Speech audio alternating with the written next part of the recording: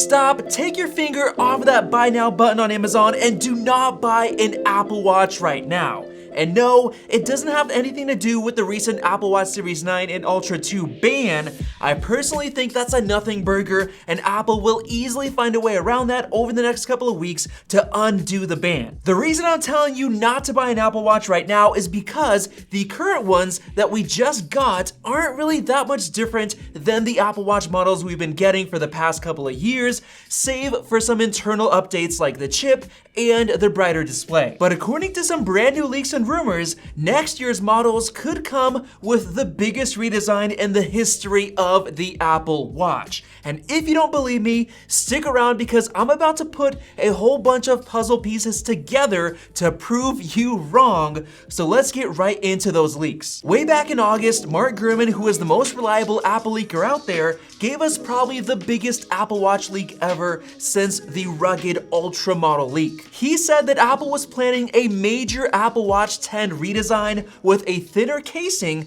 which is always nice, but more importantly, a brand new band attachment system that would work using very strong magnets instead of the current slide and lock design. And that right there would be amazing for two big reasons. Number one is that the current system is pretty annoying to use because it gets jammed all the time, with the benefit of having a very secure fit, of course. But number two, according to Mark Gurman, is the fact that the current band attachment design takes up a significant amount of space on the inside of the watch, space that would otherwise be used to either make the watch a lot thinner or to jam-pack even bigger batteries into. That right there is a huge real-world advantage, even discounting the whole new magnetic band system, which by itself has a multitude of advantages, as I'm gonna explain in just a minute. But unfortunately, Ming Chi Kuo came out in October and said that the 2024 Apple Watch is unlikely to have significant innovation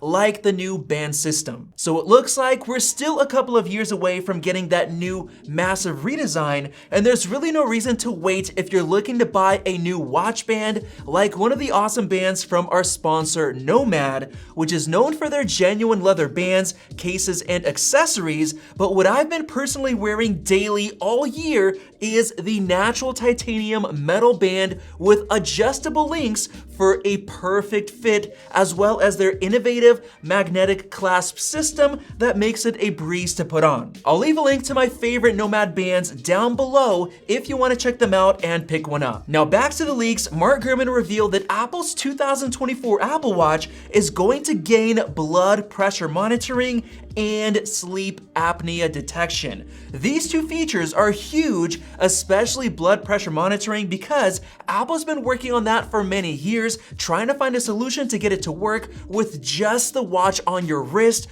which is a significant innovation compared to having to use a traditional cuff, which is very time consuming, and you obviously aren't gonna have that on you at all times like your watch. So to think that you could just wear an Apple Watch and check your blood pressure no matter where you are in the world is just incredible, and I can see so many people with high blood pressure buying the Apple Watch just for that reason. And then there's sleep apnea, which is also impressive because right now, the best way to detect sleep apnea is an overnight sleep study in a medical center, which can get very expensive, and apparently Apple will be able to do this with just the watch in the comfort of your own bed at home. Once again, absolutely incredible. But the most recent leak that Mark Gurman just gave us a couple of days ago is the final cherry on top. Apparently, at least one of the new Apple Watch models in 2024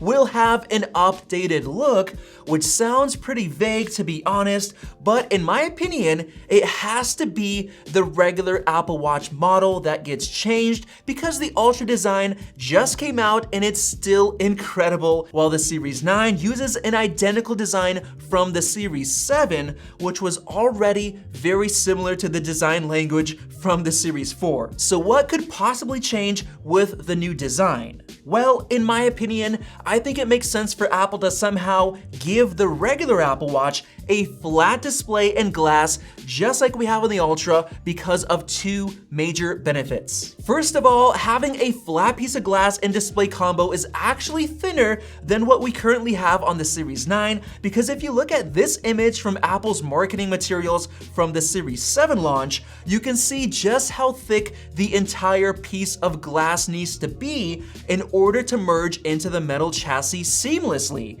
Apple even mentioned that the glass is over twice as thick as on the Series 6. So a thinner flat display will allow more internal space for larger batteries and components. Now, the second major benefit is the fact that flat displays are more drop resistant, because unlike the Series 9, the glass on the Ultra is protected by the outer metal ring, and I actually have a pretty large gash in mine, and I'm pretty sure that if this was the Series 9, I would have ended up with a cracked display. In fact, I bought my wife the Series 8 last year, and she unfortunately dropped it on tile within the first week, leading to a cracked display that I had to pay to get fixed because I forgot to get Apple Care Plus on it. So a flat display on the new Series 10 would be a game changer. And I can imagine Apple simply reusing the same design language as they have on the Ultra, but without the extra unique design features like the cool speaker layout,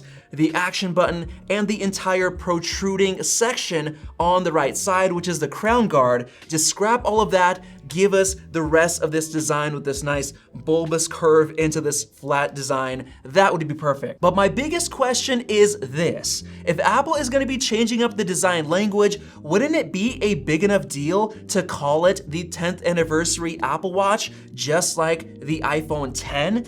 And if they're going through enough trouble with the design change, why not also implement the new magnetic band attachment system at the same time? Because in the past, whenever Apple changed the design, they kept it the same for at least a couple of years while upgrading other features, so it makes sense to do everything at once. And getting even deeper, what if the new blood pressure monitoring feature coming in 2024 requires a brand new special electronically connected band, which coincidentally, Apple has filed numerous patents showing bands that connect to your watch electronically through little pins behind the band connections. And one of those patents literally shows a band that can tighten around your wrist electronically, which might be required to make the blood pressure monitoring system work. And then here is the last kicker. Ross Young, who is the king of Apple product display leaks,